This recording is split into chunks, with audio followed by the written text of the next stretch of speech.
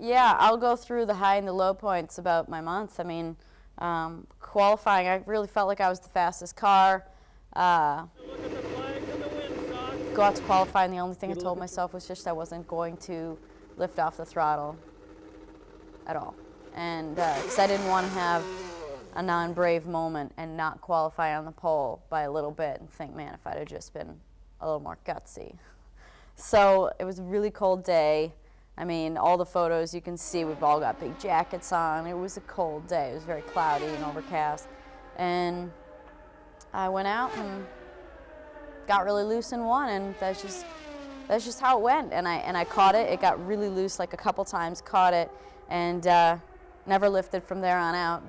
Then in the race, it was very up and down. And I remember talking to a lot of people with a lot of experience beforehand, and they just said, it's never over. Just always keep looking forward, keep working hard. No matter what happens, you have time to come back. And it's true. I mean, it's such a long race compared to the rest of them for us. So I stall it on the first stop. I don't know if I've really mentioned this, but then when I'm in my pit box, I'm pushing the clutch in because I don't want to have them start it in case I'm in gear.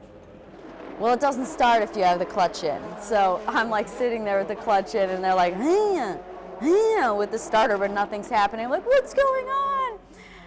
And then I took my foot out of the clutch out. And actually, not only that, but very early in the race, it was cutting out on the track, and it was just dying out there very early on. This is before we made our first stop, and so I had to go to, I had to change like an ECU CMB switch that changes to a different settings for the cut switches, kill switches. I don't know. I'm not that smart with this stuff.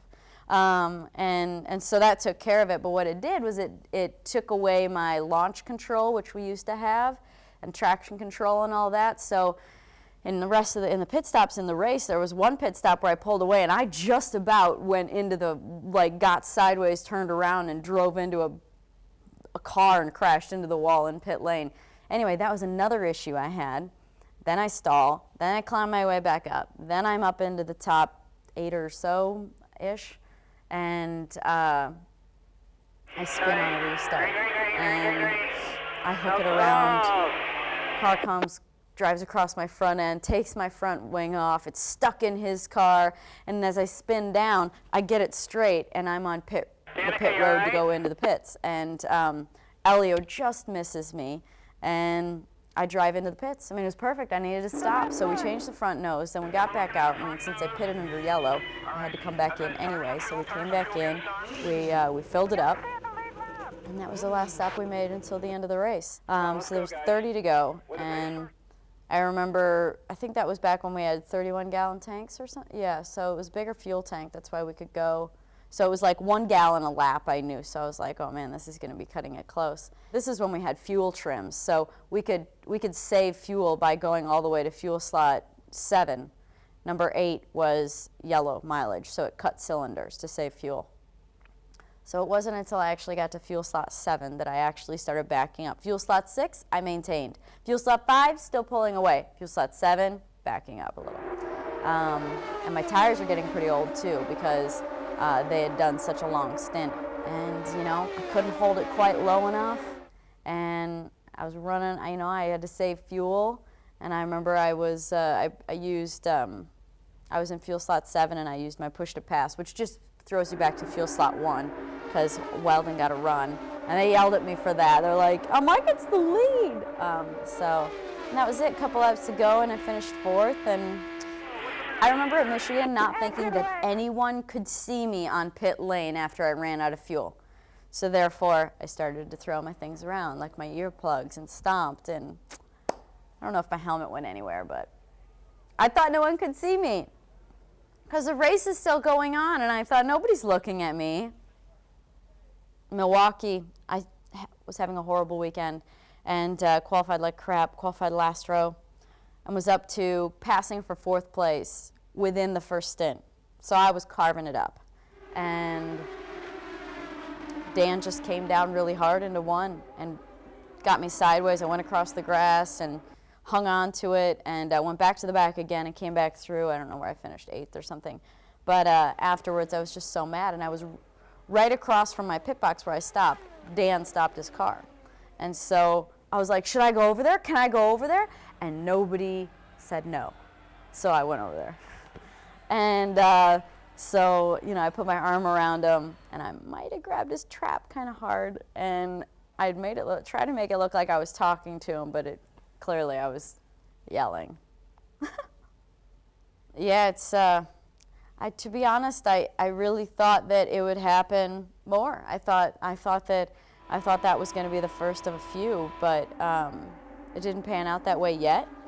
And there's still a little bit of time left, but you know, to win in Japan was such a relief. Such a relief. That's really the most prevalent way I felt. Fans, they are what makes us go, obviously. It's because they show up. It's because they watch it on TV. It's because they pay attention. It's because they want to see it. If nobody was there to watch, the sponsors would have no justification for putting their name on the side of the car and spending money so that the car could operate. I mean, it starts with the fan base. And my relationship with them, man, I've been so lucky. I've got so many good fans, so many dedicated fans. Oh, the wonderful people with tattoos of me. They're great, and especially the kids. I could be having a bad day, which people have clearly seen written on my face sometimes. And you come out of the truck or you come off of pit lane and you see some cute little kid, or you see some fan that's decked out in your clothes, and they just are excited to meet you, and they don't even know how you've done, probably. They're not sure where you even are in practice, and they just love you, and they want to meet you, and they're excited, and they're happy, and they're proud, and they're proud to wear your stuff, and it can totally turn my mood around. I can be, you know, in a bad mood and thinking, you know, how can anyone cheer for me today? And they turn it around, and their positive, you know, outlook and optimism, they just change everything. So I've been very, very, very, very lucky, and thank you to all you fans for cheering for me, and I hope you keep cheering for me. Accelerate your IndyCar experience with IndyCar Mobile and get closer to the action than ever before. Download IndyCar Mobile today, only from Verizon.